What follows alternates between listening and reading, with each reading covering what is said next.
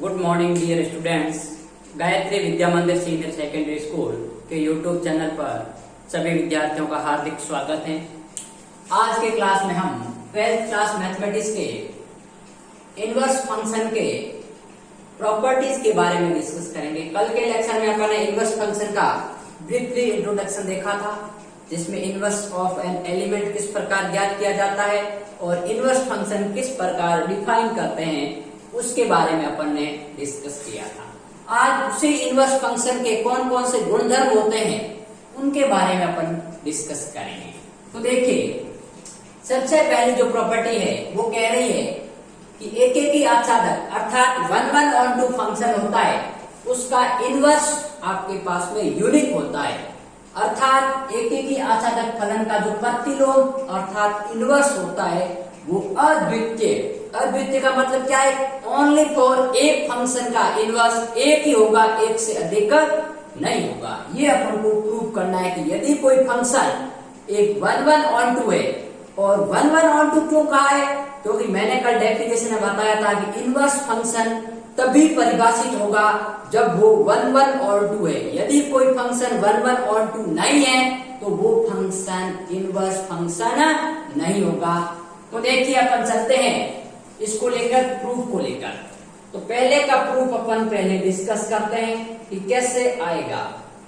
ठीक है, एक ही आच्छादक मान लीजिए, माना f सच दैट a से b में परिभाषित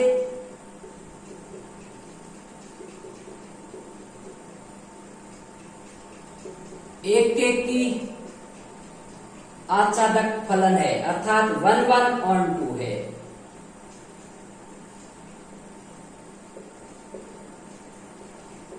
एक ही आच्छादक फलन है। ठीक है, अब मेरी बात सुनो। मान लीजिए यदि संभव हो, अपन को ज्ञात क्या करना है कि इसका इनवर्स है वो एक ही होता है। तो मैं मान लेता हूं इफ पॉसिबल, मैं कंफर्म नहीं कह रहा हूं कि ऐसा होता है, मैं कह रहा हूं यदि संभव हो तो, यदि संभव हो तो G such that B से A एंड आपके पास में P such that B से A क्या है? F के दो प्रतिलोम फंक्शन है, दो प्रतिलोम फलन है। ठीक है, मैंने कहा है कि यदि संभव है तो मैंने मान लिया कि इसके दो है, और अब मुझे प्रूव क्या करना है कि G और P दोनों एक ही फंक्शन को रिप्रेजेंट कर रहे हैं, तभी तो एक होगा। ठीक है, अब मेरी बात सुनो। इसका यदि मैं डायग्राम आपको बताने जाऊं तो डायग्राम कुछ इस प्रकार का है कि आपके पास में मान लीजिए ये कोई फंक्शन है, सेट है A और ये कोई सेट है B।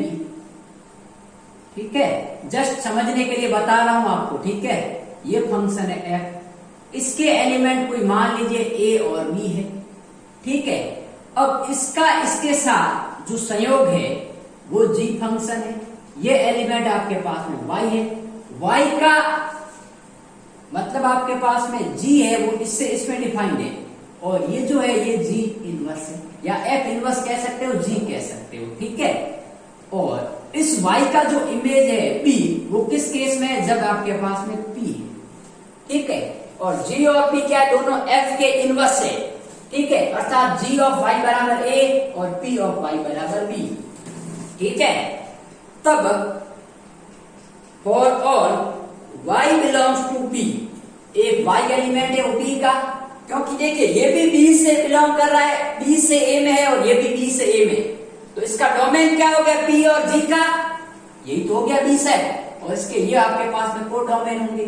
तो इसका डोमेन है, तो for all y belongs to P implies that आपके पास में क्या होगा? G of y। तो G ऑफ y, इस y की इमेज क्या बन रही है? G इमेज A बन रही है। अरे भाई, इस y की इमेज G इमेज क्या बन रही है? A। इसको मैं समीकरण देता हूं, एक एंड P ऑफ y, तो y की P इमेज क्या बन रही है? B बन रही है। ठीक है, मुझे ये प्रूव करना है कि G और P दोनों एक ही है। ठीक है, लेकिन उन दोनों की इमेज तो एक ही एलिमेंट की जी इमेज ए बन रही है और वाई इमेज पी इमेज बन रही है बी। लेकिन मुझे ये प्रूव करना है कि जी और पी दोनों एक ही फंक्शन को रिप्रेजेंट कर रहा है, तभी तो इसका प्रतिलोम होगा, वो यूनिक होगा, अद्वितीय होगा। अब मेरी बात सुनो, समीकरण 1 से मैं क्या कह सकता हूं, थोड़ा ध्यान से समझना। क्या लिखा हुआ है कि जी ऑफ वाई बराबर ए इंप्लाइज दैट, मैं कह सकता हूं कि y बराबर जी इनवर्स ए। और जी इनवर्स क्या है, f का प्रतिलोम है, तो यहां लिख सकता हूं g है, चूंकि g f का प्रतिलोम है, g f का प्रतिलोम है, इसलिए मैं f बराबर क्या होगा, g इनवर्स होगा कि नहीं होगा। ठीक है, तो आप चाहो तो इसको सीधा भी ले सकते हो कि y बराबर f ऑफ ए। ठीक है, इसको मैंने समीकरण 3 के दिया। अरे भाई क्यों कहा है, क्योंकि g और p दोनों f के प्रतिलोम है, तो f का मान g इनवर्स के बराबर होगा। ठीक है, अगेन समीकरण 2 से मैं क्या कह सकता हूं, देखिए कि p ऑफ y बराबर b इंप्लाइज दैट y बराबर p इनवर्स b। अब यहां पर देखिए, चूंकि p है वो f का क्या है, प्रतिलोम है, इनवर्स है। ठीक है, तो मैं क्या कह सकता हूं कि जो y होगा वो आपके पास में f ऑफ b होगा, समीकरण 4। ठीक है, समीकरण 3 और 4 से ये भी y का मान है, ये भी y का मान है। अरे भाई f ऑफ a बराबर y है, f ऑफ b बराबर y, इससे भी अपन कह सकते हैं। कैसे कि फंक्शन यहां से यहां रिप्रेजेंट है, तो इसकी f इमेज क्या होगी, y होगी, और इसकी f इमेज क्या होगी, b की और a की, दोनों की इमेज एक ही तो बढ़ रही है। ठीक है, तो ये हो गया। अब मैं कह सकता हूं कि समीकरण 3 व 4 से, समीकरण 3 व 4 से, ठीक है, f ऑफ a बराबर, ये भी y का मान, ये भी y का मान, तो आपके पास में f ऑफ a बराबर क्या आ गया, f ऑफ b आया कि नहीं आया। अब मेरी बात सुनो, उसने क्या कहा है कि एक ही आसादक फलन, तो मैंने f किसको माना, a से b में परिभाषित एक ही आसादक है। यदि ये फलन f एक ही है, तो उस केस में f ऑफ a बराबर f ऑफ b होने पर a का मान किसके बराबर होगा, b का मान होगा। क्या लिखोगे, चूंकि f है वो आपके पास में क्या है, एक ही है। यदि कोई फंक्शन एक ही होता है, तो उन दोनों एलिमेंट का यदि इमेज बराबर है, तो वो एलिमेंट भी बराबर होंगे। तो ये मैंने कल ही बताया था आपको, f ऑफ a बराबर f ऑफ b होने पर a का मान क्या होगा, आपके पास में b होगा। क्यों होगा, क्योंकि ये फंक्शन एक ही आसादक है। एक ही होने पर यदि किसी दो एलिमेंट की इमेज बराबर है, तो वो एलिमेंट भी बराबर होंगे। अब a बराबर भी आ गया, और a किसका मान है, g ऑफ y का। तो समीकरण 1 व 2 से g ऑफ y बराबर p ऑफ y। ठीक है, मैंने समीकरण 1 और 2 का उपयोग किया है। a का मान g ऑफ y और p of y implies that g बराबर आपके पास में क्या आ गया, p, कि जो g और p दोनों एक ही फंक्शन को रिप्रेजेंट कर रहे हैं। अतः अपन क्या कह सकते हैं भाई, मैं यहां लिख सकता हूं, अतः f का प्रतिलोम, या मैं ये लिख सकता हूं, अतः एक ही आसादक फलन का प्रतिलोम हमेशा अद्वितीय होता है, अद्वितीय होता है, यूनिक होता है। ठीक है, तो ये आपके पास में अपनी फर्स्ट थ्योरम प्रूफ हो गई कि आपके पास में g का मान, क्योंकि मैंने g और p दोनों अलग अलग माने थे, लेकिन g का मान p के बराबर आ गया, तो एक ही फलन हुआ। तो मैं कह सकता हूं कि एक ही आसादक फलन का जो प्रतिलोम है वो यूनिक होता है, अद्वितीय होता है, या एक ही होता है। अद्वितीय का मतलब जिसके जैसा कोई दूसरा नहीं हो, वो एक ही होता है। ठीक है, तो ये आपके पास में फर्स्ट थ्योरम अपन ने प्रूव कर ली, जिसका रिजल्ट अपन आगे यूज करेंगे। अब इसका आप स्क्रीनशॉट लो, तब तक अपन बात करेंगे प्रॉपर्टी नंबर 2 की।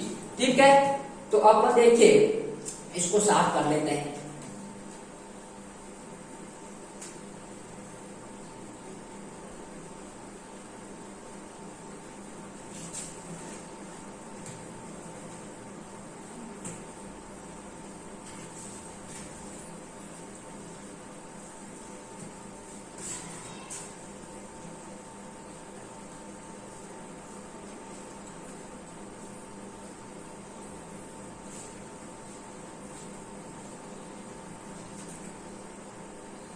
देखिए अब अपन बात करेंगे प्रॉपर्टीज ऑफ फंक्शन सेकेंड।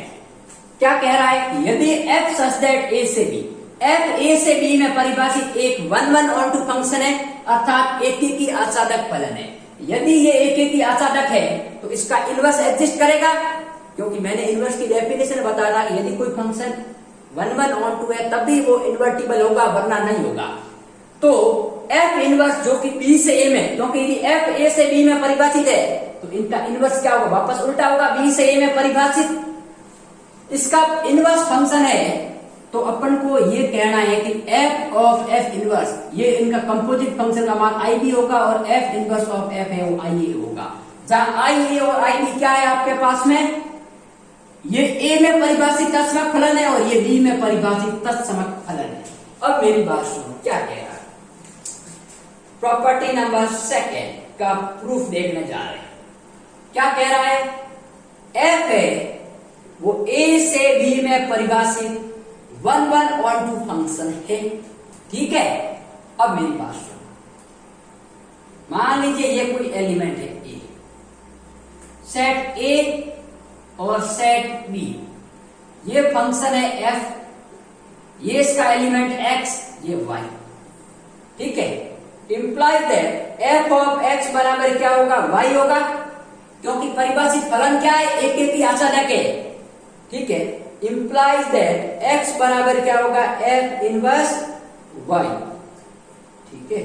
या लास्ट में आप रीजन लिख सकते हो, सिंस f इज 1/2, f एकीकी आसादक है और f a से b में परिभाषित है, तो मैंने एलिमेंट माना है फॉर ऑल, यहां लिख लो for all x belongs to a and y belongs to b। आप यहां से भी लिख सकते हो कि यदि आपके पास में x है वो a से बिलोंग कर रहा है, y b से बिलोंग कर रहा है, तो ये आपके पास में आ गया। अब मुझे क्या ज्ञात करना है, composite function of f and f inverse. तो f पहले ये परिभाषित करेंगे, इसका डोमेन और कोडोमेन क्या होगा, तभी तो ये निकालेंगे। तो पहले since f of f inverse such that, अब देखिए यहां पर पहले मेरी बात सुनो, and f inverse such that b से a में परिभाषित कोई फलन है, ठीक है। तो मेरी बात सुनो, क्या होगा, f ऑफ f इनवर्स कहां से कहां परिभाषित होगा, मैंने कहा था कि इसका डोमेन देखना है, f इनवर्स का डोमेन b, तो इसका डोमेन भी b। अब यदि इसका कोडोमेन और इसका डोमेन यदि सेम हो, तो इसका a और इसका भी a, तो हमेशा जो ये परिभाषित होगा वो इसके कोडोमेन में होगा अर्थात b में, तो ये b से b में परिभाषित होगा। And f inverse o f, तो सबसे पहले इसका डोमेन देखो f का डोमेन a है, तो a से परिभाषित होगा। इसका कोडोमेन और इसका डोमेन सेम, तो इसका कोडोमेन क्या है, a, तो ये a से a में परिभाषित होगा। ये मैंने पहले कंपोजिट फंक्शन में समझा रखा है, जिसने कंपोजिट फंक्शन नहीं देखा है पहले वो देख ले। अब मेरी बात सुनो, इसका डोमेन और कोडोमेन दोनों b सेट है, तो इसका आपके पास में एलिमेंट y लेंगे और आंसर भी y आएगा, और इसका भी एलिमेंट आपके पास में a से a में x लेंगे और x आएगा। तो x लेने पर x आता है तो वो तत्समक फलन ही होता है, क्योंकि तत्समक फलन की डेफिनेशन क्या होती है, कोई ऐसा फलन जो स्वयं का स्वयं में परिभाषित हो, a से a में परिभाषित हो और उसकी वैल्यू वही आ जाए, क्योंकि a से a में परिभाषित होगा तो ऑब्वियसली बात है कि वैल्यू वही आएगी, ठीक है। तो ये b से b में परिभाषित हो गया और ये a से a में परिभाषित हो गया, तो ऑटोमेटिक है कि ये दोनों इनवर्स आइडेंटिटी फंक्शन को रिप्रेजेंट करेंगे। अब मेरी बात सुनिए, मुझे क्या निकालना है, f ऑफ f इनवर्स। अब मैं इसके साथ में एलिमेंट क्या लूंगा, अब लड़कों की दिक्कत क्या आती है कि सर यहाँ पर x ले या y, अरे भाई यहाँ कौन सा एलिमेंट आता है जो उसका डोमेन है, डोमेन क्या है, b है, तो b के एलिमेंट क्या है, y, ठीक है। तो y बराबर f of f inverse y बराबर f of f inverse y, f inverse y का मान x और x f ऑफ x का मान y, तो अपने पास में क्या आ गया भाई कि f of f inverse y बराबर y इंप्लाइज दैट कि f of f F of f inverse है, इसका मान आपके पास में आ गया आई बी। आई बी क्यों लिखा है? क्योंकि वाई एलिमेंट किसका है? सेट बी का, इसलिए ये बी में परिभाषित तत्समक फलन है। ठीक है, एक तो हो गया अपना ये प्रूफ। अब अपन करते हैं सेकंड। तो सेकंड क्या होगा आपके पास में? F inverse o f. अब इसके साथ में एलिमेंट अपन वाई लेंगे एक्स, तो इसका देखो डोमेन क्या है? ए, और ए सेट का एलिमेंट क्या है? एक्स। तो यहां पर लेंगे एक्स बराबर एफ इनवर्स ऑफ एक्स, और एफ ऑफ एक्स का मान क्या है? वाई। तो ये हो गया आपके पास में एफ इनवर्स वाई, और एफ इनवर्स वाई का मान क्या हो गया? एक्स। ठीक है, तो f of f inverse x का मान एक्स आ रहा है, f inverse o f x का मान एक्स आ रहा है, इंप्लाई दैट अपन क्या कर सकते हैं? एफ इनवर्स ऑफ एफ का मान आई ऑफ ए, क्योंकि एक्स किसका एलिमेंट है? सेट ए का एलिमेंट है, इसलिए ये आ गया। तो एक तो ये परिभाषित हो गया, एक ये परिभाषित हो गया। ठीक है, तो ध्यान रखना, यदि कोई फंक्शन हमेशा कभी भी एक ही आसादक हो, 1 1 ऑन 2 हो, तो उसका हमेशा इनवर्स एग्जिस्ट करेगा, और उस फंक्शन का उसके इनवर्स के साथ में मैं कंपोजिट फंक्शन लूंगा, कंपोजिशन करवाऊंगा, तो हमेशा वो जिसमें परिभाषित है उसी का तत्समक फलन देगा। ठीक है, अब एक क्वेश्चन जो कि अपने एक्सरसाइज नंबर 1.2 एक्सरसाइज नंबर 1.2 का है, उसको लेकर बात करेंगे। कल के लेक्चर में मैं इसके आगे 2 थ्योरम और है, 3 और 4, वो भी करवाऊंगा, और एक्सरसाइज 1.2 के आगे क्वेश्चन करवाऊंगा, क्योंकि जैसे जैसे अपन प्रॉपर्टी के पढ़ेंगे उसी के बेस पर अपन क्वेश्चन करते जाएंगे। ठीक है, तो पहले इनको उतार लीजिए, फिर अपन क्वेश्चन नंबर 1 को अप्लाई करते हैं। तो पहले एक बार इसका स्क्रीनशॉट ले लीजिए, फिर अपन आगे बात करेंगे। ठीक है, तो अब देखिए, पहले इसको मैं रफ कर लेता हूं।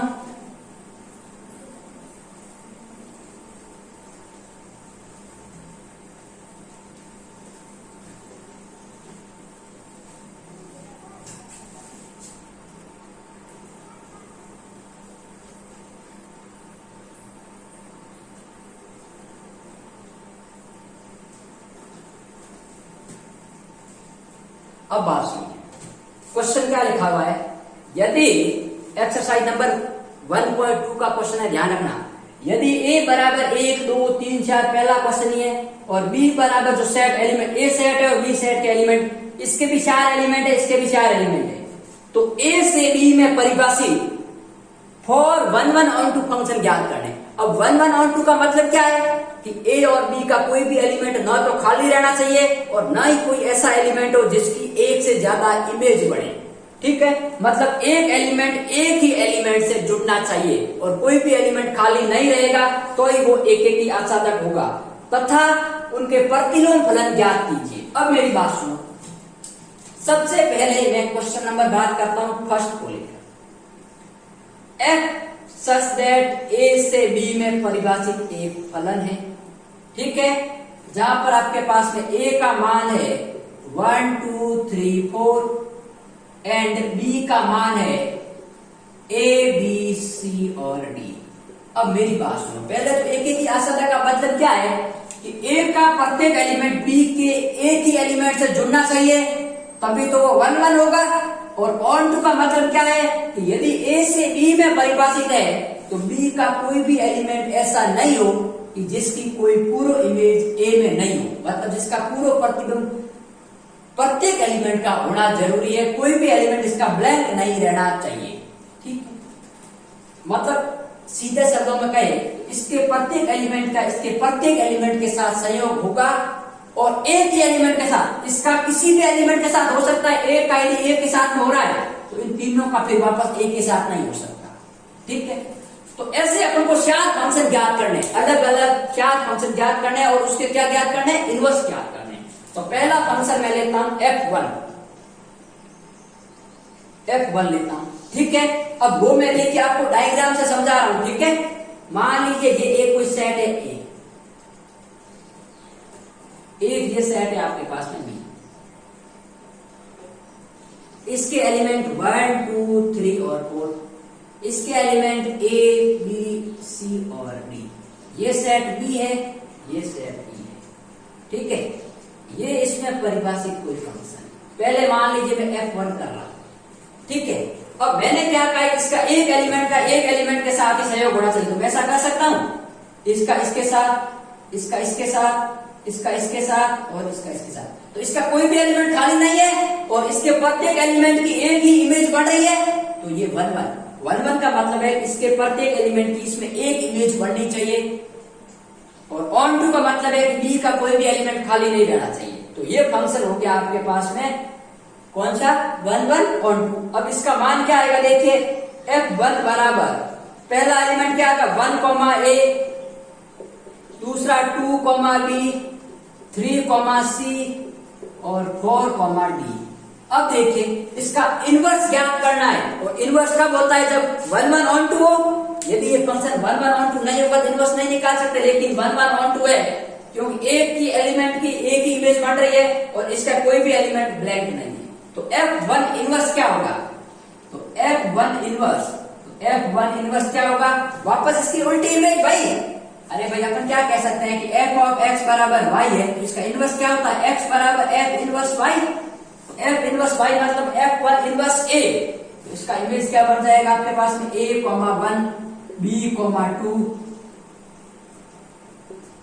c, 3 और d, 4।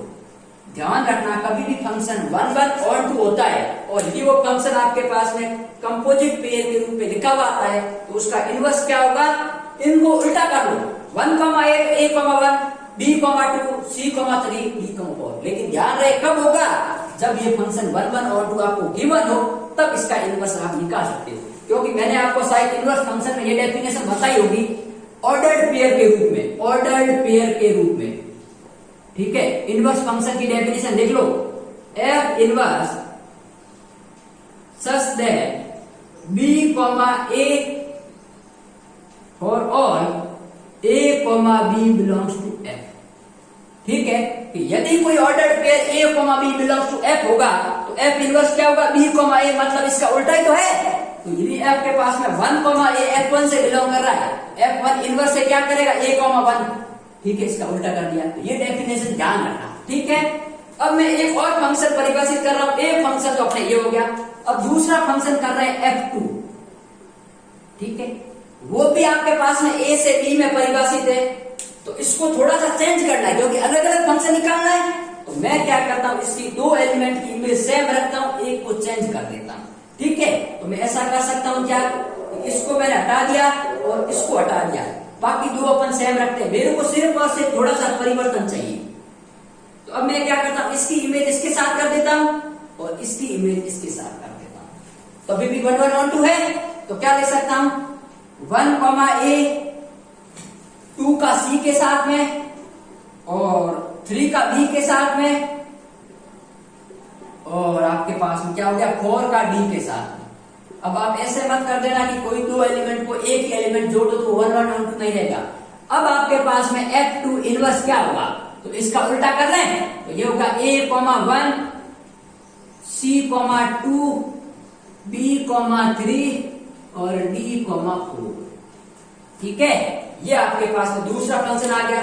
अब एक और फंक्शन परिभाषित करना है, तो देखिए क्या करते हैं, चलो हटा लेते हैं, इसको मैं हटा लेता हूं यहां से और इसको हटा लेता हूं, तो मेरे पास क्या क्या फंक्शन हो जाएंगे, देखिए मैं 2 का d के साथ में कर देता हूं और 4 का c के साथ में कर देता हूं। ठीक है, कोई दिक्कत नहीं, एक जुड़ा हुआ अलग जुड़ा हुआ अलग जुड़ा हुआ अलग जुड़ा हुआ है। तो F3 परिभाषित करना, देखिए ये अब F3 हो गया। ध्यान रखना आपको हमेशा इमेज अलग अलग बनानी है, ऐसा नहीं है एक को मिटाते हुए करना है। इससे पहले जो था यहाँ F2 लिखोगे, ठीक है, और अब लिखोगे F3। तो मैं F3 बना रहा हूं, देखिए आपको डायग्राम प्रत्येक पार्ट बनाना है, तभी एग्जाम में सही कर पाओगे, वरना नहीं कर पाओगे। आप किसी भी गाइड में देखोगे तो वहां डायग्राम बना हुआ नहीं है, तो आपको डायग्राम से हिसाब से करोगे तो पता चलेगा इसका कोई भी एलिमेंट ब्लैंक नहीं है और इसका भी कोई भी एलिमेंट ब्लैंक नहीं है। तो अब देखिए क्या होगा, 1 A 2 D 3 B और 4 C कोई भी सेम नहीं है, मतलब कोई भी एलिमेंट दोबारा नहीं आ रहा है। तो इसका इनवर्स क्या होगा भाई, F3 इनवर्स बराबर a, 1 D, 2 B, 3 और C,4। अब एक फंक्शन आपको दे रहा हो कि आपको सॉल्व करना है, कुछ भी मत करना, तरीका बता देता हूं कि एक को यहां से हटा दो और बी या सी के साथ किसी के साथ में जोड़ दो। ऐसे फंक्शन अपन बहुत सारे बढ़ा सकते हैं, ठीक है ना। लेकिन अपन को कितने परिभाषित करने हैं, 4 एक ही फलक परिभाषित करो और उनके प्रतिलोम ज्ञात करो।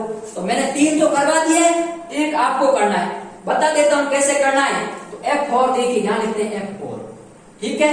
एक हटा देता हूं मैं, देखिए ये वाला हटा देता हूं और एक ये हटा देता हूं। तो इसको मैं इसके साथ ले आऊं और इसको मैं इसके साथ ले आऊं। तो ऐसा कोई भी पहले फंक्शन नहीं है जिसमें आपके पास में ये सब कॉम्बिनेशन है, ठीक है। तो ये आपके पास में F4 हो जाएगा, जो कि आप लिख सकते हो। इस लेक्चर में अपन इतना ही देखेंगे। नेक्स्ट लेक्चर में इसकी 2 प्रॉपर्टीज और इनवर्स फंक्शन की और एक्सरसाइज 1.2 को अपन आगे बढ़ाएंगे।